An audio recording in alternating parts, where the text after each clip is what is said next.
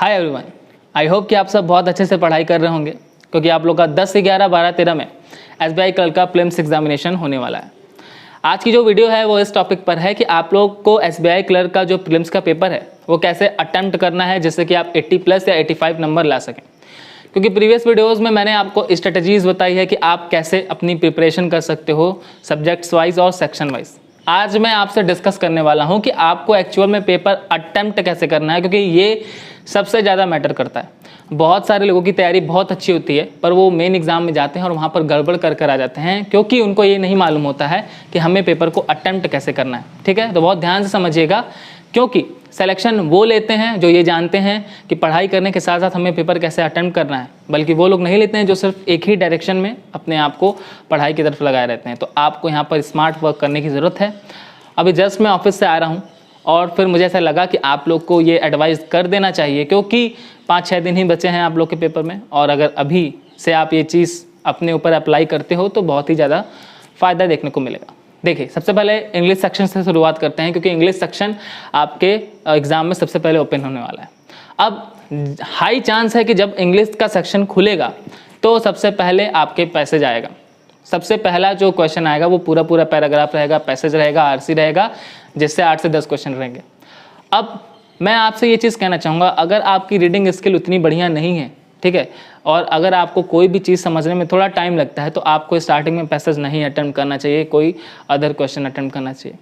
But अगर आपकी passage पर कमांड है, आपकी आरसी पर कमांड है, आपकी रीडिंग स्किल बढ़िया है, आप जल्दी से पढ़कर समझ लेते हो, तो आपको ये ज़रूर अटेम्प्ट करना चाहिए। जैसे कि मैं अपनी बात करूँ, मैं आपसे हमेशा कहता था कि आपको एडिटोरियल डेली बेसिस पर पढ़ना चाहिए जिससे कि आपकी रीडिंग स्किल और समझने की जो एक एफिशिएंसी है वो बढ़ जाती है। ठीक है, तो मेरी रीडिंग स्किल अच्छी थी, एफिशिएंसी अच्छी थी पढ़ने में, तो मैं सबसे पहले पैसेज ही अटेम्प्ट करता था और उसमें से 7 से 8 नंबर लेकर आता था। बट अगर आपका पैसेज अच्छा नहीं है तो आप इसको स्किप करेंगे और जिनका पैसेज अच्छा है वो पहले पैसेज ही अटेम्प्ट करेंगे। अब बात यहाँ पर आती है कि पैसेज हम कैसे अटेम्प्ट करेंगे। देखिए, मैं आपसे सबसे पहले बता दूँ कि जब भी पैसेज का सेक्शन खुलेगा तो बहुत सारे लोग क्या होता है कि पैसेज को पढ़ने लगते हैं। अब पता चला कि 2-3 मिनट तो उनका पढ़ने में निकल गया, फिर उन्होंने क्वेश्चन पर ध्यान दिया और फिर उसमें टाइम बहुत ज़्यादा लॉस हो गया। मैं अपना तरीका बता रहा हूँ, आपको अच्छा लगे तो आप अप्लाई कर सकते हो। मैं कभी भी पैसेज पढ़ता ही नहीं था। पैसेज मेरे सामने खुला, अब मैं पैसेज नहीं पढ़ता था, मैं सबसे पहले क्वेश्चन पढ़ता था। क्वेश्चन में पढ़ता था और अगर क्वेश्चन में ऐसा क्वेश्चन है जिसमें कि डायरेक्ट आंसर दिया हुआ है, ठीक है, कोई ईयर के बारे में पूछा गया है कि किस ईयर में ये चीज़ हुआ था, या किसी स्पेसिफाइड पर्सन के बारे में पूछ रहा है, तो मैं उस क्वेश्चन को अटेम्प्ट कर लेता था। अगर ऐसा क्वेश्चन है जिसमें ऑल ऑफ दीज और नन ऑफ दीज वाले ऑप्शंस हैं, यानी कि उसका आंसर आपको बिना पैसेज पढ़े निकलेगा ही नहीं, तो मैं उस क्वेश्चन को भी अटेम्प्ट नहीं करता था। सबसे पहले मैं सिनोनिम्स और एंटोनिम्स खोजता था, क्योंकि मैं हमेशा कहता हूं कि आपको वो कैब के पे कमांड होनी चाहिए। वो कैब पे आप एडिटोरियल पढ़ते हो, वो कैब मिले, नोट करो, उसको लर्न करो। और वो कैब जो हैं तो बहुत सारे बट हैं बहुत कम भी। बात को समझिएगा कि हैं तो बहुत सारे बट हैं बहुत कम भी। अब बहुत सारे तब हैं जब आप एडिटोरियल नहीं पढ़ते हो और बहुत कम तब हैं जब आप डेली बेसिस पर पढ़ते हो। तो जब आप चीज़ों को डेली बेसिस पर करने लगते हो तो आपको पता चलता है कि कुछ चुनिंदा ऐसे इंपॉर्टेंट वो कैब हैं जो आपको एग्जामिनेशन में अक्सर देखने को मिलते हैं। तो एक बार जब आपने अप्रॉक्स 1000-2000 वोकैब लर्न कर लिया, अगर मैं आपको अपनी नोटबुक दिखाऊं, कभी मैं दिखाऊंगा, तो मेरी नोटबुक में अप्रॉक्स 2200 वोकैब्स नोट हैं, और जिसमें से मैं ये तो नहीं कहूँगा कि सारे के सारे याद हैं, बट हाँ, अगर उसके आपको हाफ भी याद हैं, ठीक है, 75% भी याद है, तो आपको बहुत ज़्यादा याद हुए हैं। और मुझे सिर्फ आज भी मुझे मैक्सिमम चीज़ें याद हैं वो कैब, बट मुझे रिवाइज़ करने की ज़रूरत है। अभी रिवाइज़ की काफ़ी टाइम हो गया, कभी मैं इस पर स्पेशली वीडियो बनाऊंगा वो कैब सेक्शन पे। तो आपको सबसे पहले सिनोनिम्स और एंटोनिम्स खोजना होता था। मैं ऐसे करता था और वहाँ से तुरंत मुझे 2-3 क्वेश्चन मिलते थे, आराम से मैं नंबर कैरी करता था। ऐसा क्यों करना होता है, बात को समझिएगा। स्टार्टिंग में आपको वो पोर्शन अटेम्प्ट करना है जिसमें आप बेस्ट हो, क्योंकि अगर आपने शुरुआत अच्छी कर ली तो आपका कॉन्फिडेंस जो है वो बहुत अच्छा रहेगा और आप पूरा हाई पावर में रहोगे। हाई पावर में रहने की वजह से, वाइब्रेंट रहने की वजह से आपका पेपर अच्छी जाने के चांसेस हैं। और सपोज करिए कि स्टार्टिंग में ही आप कहीं अटक गए, शुरुआती 1-2-3 मिनट में ही आप अटक गए, तो आपका कॉन्फिडेंस लो होने लगा, आपको परेशानी होने लगी, आप झिझकने लगे और पूरे चांसेस हैं कि आपका पेपर खराब हो जाए। तो स्टार्टिंग आपको अपने बेस्ट पोर्शन से करनी है, इस बात को आप समझेंगे। चलो, सिनोनिम एंटोनिम कर लिया। उसके बाद भी जो भी क्वेश्चन आप पढ़ रहे हो, उस क्वेश्चन को पढ़ने के बाद उसके बाद आपको तुरंत पैसेज पे कूदना है। अगर उस क्वेश्चन को आपने पढ़ा और आपको लगता है कि इसका जो आंसर है वो इजीली हमको मिल सकता है, ठीक है, ऐसे 2-3 ऑप्शन ए बी ए सी, ए या बी, ए या सी, ए और D, all of this, none of this, ऐसे वाले आंसर नहीं है। डायरेक्ट कोई क्वेश्चन पूछा गया है तो सबसे पहले उनको ही अटेम्प्ट करना होता है। उन क्वेश्चन को पढ़ के आपको पैसेज स्पीड में पढ़ना होता है और उस क्वेश्चन का आंसर ही ढूंढना होता है। वो आपने क्वेश्चन पढ़ा, जैसे मान लो कोई भी क्वेश्चन मैं अगर एग्जांपल के तौर पर ले लूँ कि किसी भी, मान लो अगर कोई भी इकोनॉमी से रिलेटेड पैसेज दिया हुआ है, ठीक है, जिसमें कि मार्केट रिस्क के बारे में पूछा गया है कि ठीक है इसमें से कौन सा मार्केट रिस्क का ऑप्शन नहीं है या किस वजह से मार्केट रिस्क जो है वो आपके इवॉल्व होते हैं। तो आपने पढ़ा कि मार्केट रिस्क के बारे में ये क्वेश्चन है और आपको वो मार्केट रिस्क का जो वर्ड है उससे रिलेटेड पैराग्राफ तुरंत पढ़ते चलना है और आपको वहाँ पे पॉइंट आउट करना है कि राइटर ने कहाँ पर मार्केट रिस्क के बारे में जिक्र किया हुआ है। वो चीज़ आपने पढ़ा, उस क्वेश्चन का आंसर मिला, आपने टिक किया, इस बहाने आपने आधा पैसेज भी पढ़ लिया। और ऐसा भी नहीं कि पूरा पढ़ना है, आधा पढ़ लिया या जहाँ भी आपको वो मार्केट रिस्क से रिलेटेड लाइन मिल गई उसको अच्छे से ध्यान से पढ़ना है, वहाँ से आपका आंसर निकल के आएगा। इस बहाने आपने पूरा पैसेज भी पढ़ लिया, उस क्वेश्चन का आंसर भी लगा दिया। अब जब आप नेक्स्ट क्वेश्चन पे आओगे तो नेक्स्ट क्वेश्चन जो भी आएगा, ठीक है, मान लो ऑपरेशनल रिस्क के बारे में पूछ दिया तो फिर आपको रहेगा कि मैंने मार्केट रिस्क यहाँ पढ़ा और स्टार्टिंग में ही ऑपरेशनल रिस्क के बारे में दिया हुआ था और आपको ऑपरेशनल रिस्क का भी आंसर मिल जाएगा। तो समझ लो ये तरीका है कि आपको स्टार्टिंग में ही पूरे पैसेज पढ़ने की ज़रूरत नहीं पड़ती है। मैं ऐसा नहीं करता था और मेरे हमेशा प्रीलिम्स में 20+ नंबर आते थे। मैं ये नहीं कहूँगा कि मेरे 30 आउट ऑफ 30 इंग्लिश में आते थे, बट हाँ मेरे भी अप्रॉक्स 20+ नंबर इंग्लिश में अक्सर रहा करते थे, ठीक है। तो ये बात आपको समझ में आ गई। पैसेज अटेम्प्ट करने के बाद पैसेज में से आपको 10 में 10 लेने की ज़रूरत नहीं है, 6, 7, 7, 8 भी आप ले लेते हो तो बहुत ले रहे हो, ठीक है। कोई भी ऐसे क्वेश्चन जो कि कॉम्प्लिकेटेड हैं, आपको पैसेज नहीं समझ में आ रहा है तो आपको उसको स्किप करना है। पैसेज के बाद उसके बाद आप कर सकते हो, क्या कर सकते हो, मिस स्पेल्ट वाले क्वेश्चन कर सकते हो।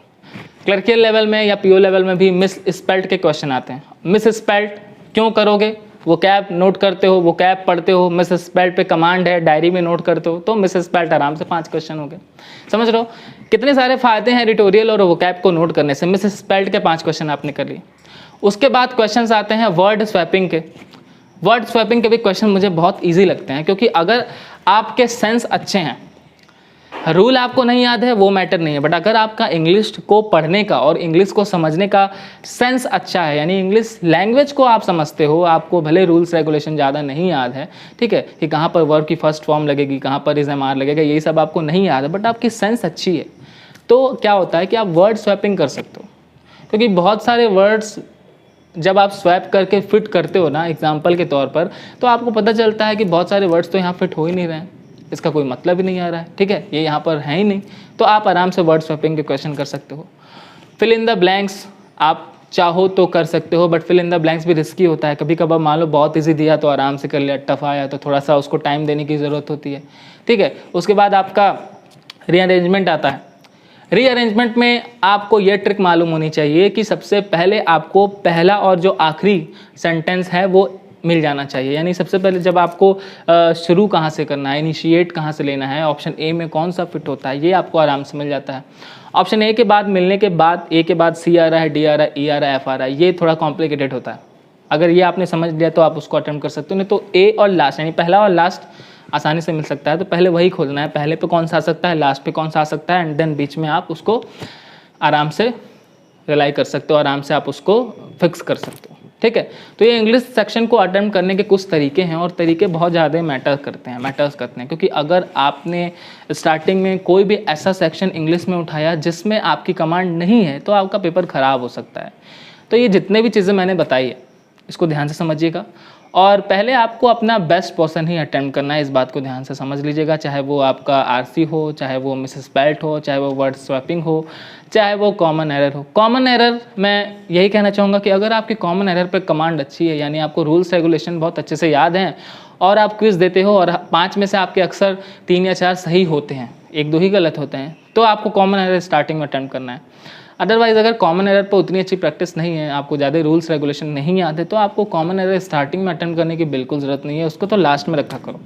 मैं अगर अपना एग्जांपल दूं तो जो कॉमन एरर था वो मैं उसको स्टार्टिंग में कभी अटेम्प्ट नहीं करता था।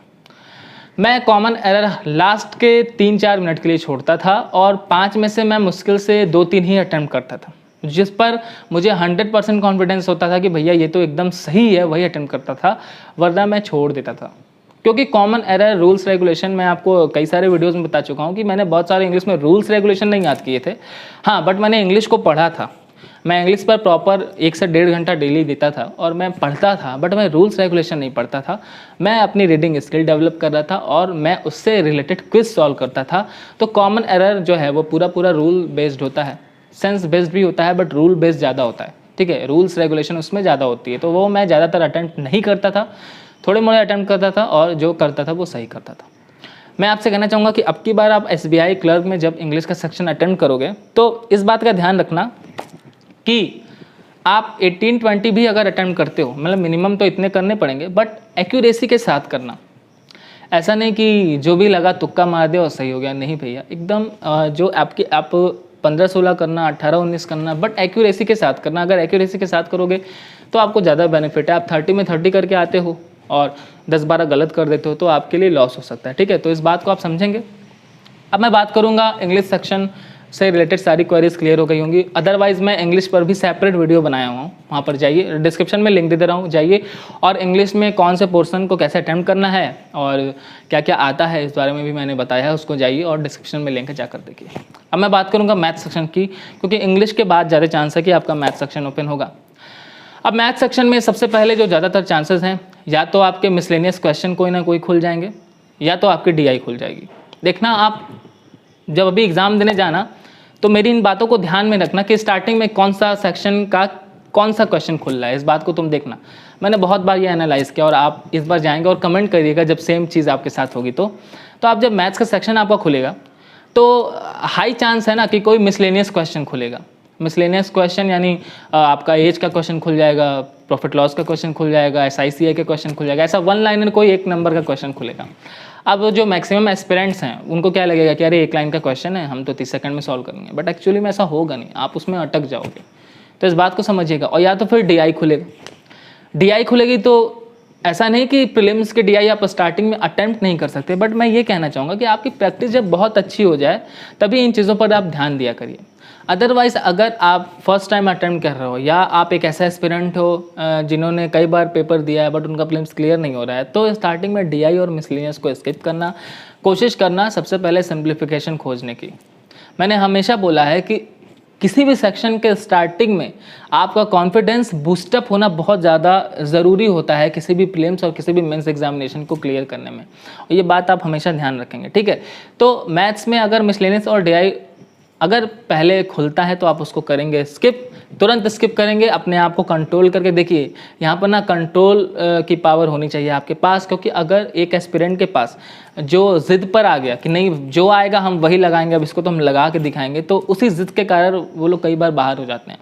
तो आपको एग्जामिनर से ज़िद नहीं करनी है कि आपने दे दिया अब हम लगा के दिखाएंगे, भले 10 मिनट लगे, तो आप अपनी ज़िद तो पूरी कर लेंगे, 10 मिनट में उसको सॉल्व भी कर लेंगे, बट एक्चुअली में एग्जाम से आप बाहर हो जाएंगे, ठीक है। तो इस बात को आप समझिएगा। और कई बार ऐसा होता है लोगों के साथ कि मेरा मिसलेनियस पे कमांड अच्छा है, मेरा DI पे कमांड अच्छा है, स्टार्टिंग में लगे पड़े हैं, 5 मिनट 7 मिनट 8 मिनट 10 मिनट बीत गया, फिर लगा कि अरे गलती हो गई, रियलाइज़ हुआ, उस चक्कर में पूरा पेपर ख़राब हो गया।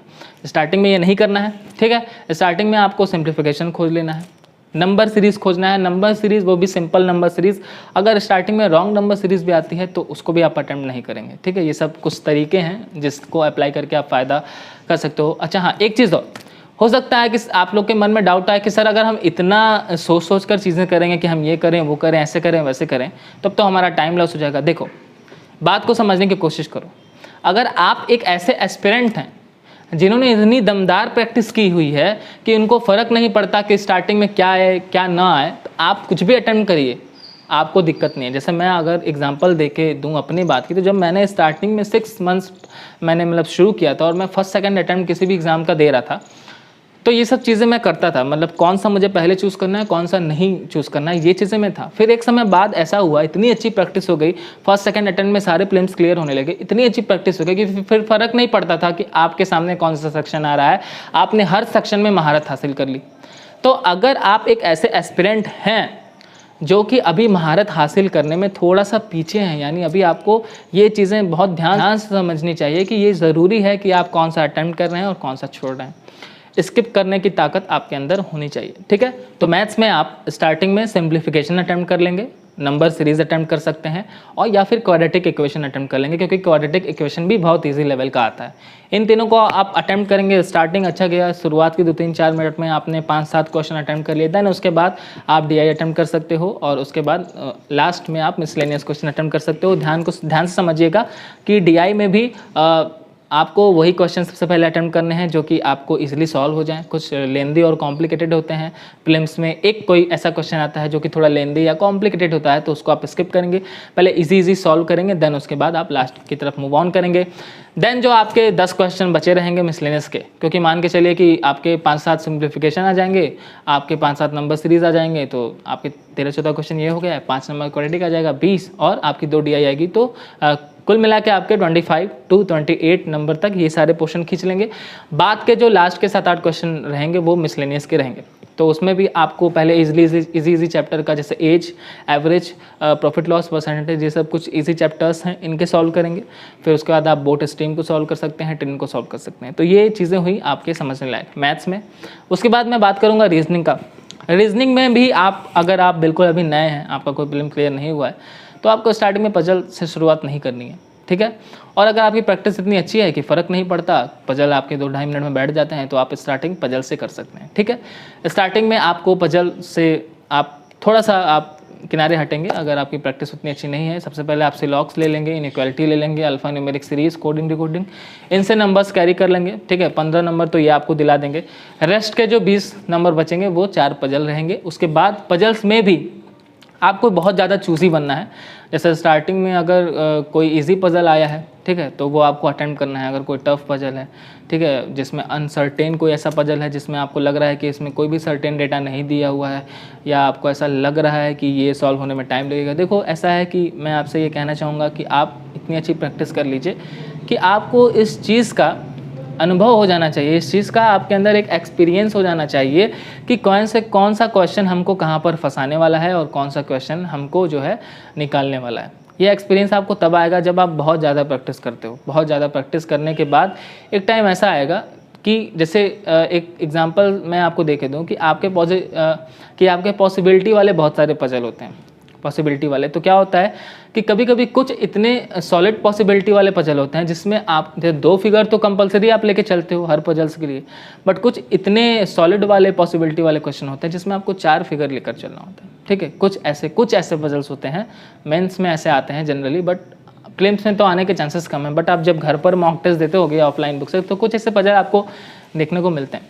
बट मैं आपसे बता दूँ कि एक समय के बाद जब आपके पास एक अनुभव हो जाता है ना, तो जो ऐसे पजल्स होते हैं जिसमें आपको 4 फिगर बनाने की ज़रूरत है ना, उसको भी आप 2 फिगर पर ही सॉल्व कर लेते हो, क्योंकि आपका जो एजम्पशन लेवल है वो इतना हाई हो जाता है। यानी कि आपने इतने ज़्यादा क्वेश्चन सॉल्व कर लिए, इतने ज़्यादा पजल सॉल्व कर लिए कि आपका जो माइंड है, एजम्पशन लेवल है, वो एकदम राइट डायरेक्शन में सोच कर चल रहा है।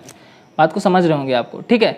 तो आपकी जो प्रैक्टिस है वही डिपेंड करती है कि आपकी तैयारी कितनी अच्छी है, और आप अगर प्रैक्टिस बहुत अच्छे से करते हैं तो आपका सिलेक्शन 100% होने वाला है।